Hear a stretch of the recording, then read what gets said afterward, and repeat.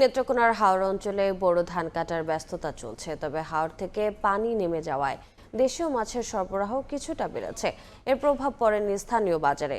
সবজি ও মাছের দাম এখনও চড়া। এ বিষয়ে বিস্তারিত জানাতে যুক্ত হচ্ছেন সহকর্মী আলপনা বেগম। চলে যাচ্ছি তার কাছে। আলপনা, রয়েছি নেত্রকোনা জেলার যে জয়ের বাজার, মাছের সবচেয়ে বড় বাজার, মাছের আড়ত বলা হয় যেটিকে।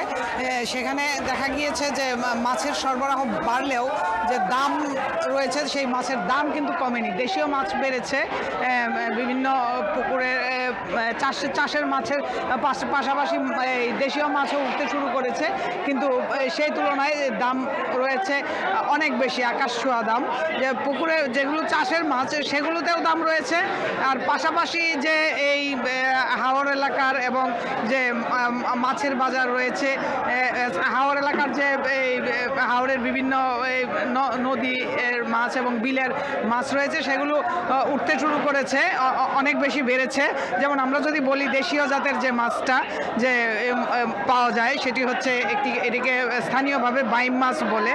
সেই বাইম মাছও উঠেছে, কিন্তু মাছের দাম 800 টাকা কেজি। আর যে মগরা নদীর যে অন্যান্য মাছগুলো রয়েছে, ছোট মাছ যেগুলোকে বলে, সেগুলোর দামও 500 টাকা কেজি। এবং এই বোয়াল মাছ এখনও পরিপূর্ণ হয়নি, তারপরেও সেগুলো 800 টাকা কেজি ধরে এই বিক্রি করছেন। এছাড়া যে পাশাপাশি তারা বেশি করে যেগুলো পাওয়া গেছে সেগুলো হচ্ছে চাষের বিভিন্ন পুকুরের বা চাষ করে আনা মাছ।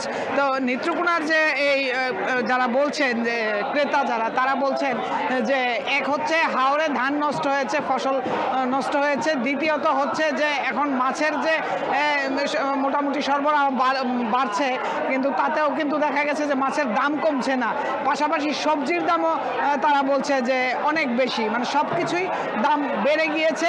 অন্যদিকে যে ফসল হানিও হয়েছে, সব মিলিয়ে আরেকটি ব্যাপার যেটি বলছে যে এই যে যখন ফসল হানির সময় আবার জলাবদ্ধতা, এবার ফসল হানির আগেই যে জ্বালানি সংকট ছিল, সেই জ্বালানি সংকটের কারণে দেখা গিয়েছে সঠিক সময় ফসল কাটতে পারেনি, এই জন্য একটা মানুষ ভোগান্তির মধ্যে পড়েছে। এবং এই যে ক্রাইসিসটা সেটা কিন্তু এখন পর্যন্ত রয়ে গেছে, যে জ্বালানি তেলের দাম বাড়ায়, যে বলছে যে অনেক সময় যে মাছের দর এবং সবজির দর সব কিছু আসলে বেড়ে গিয়েছে।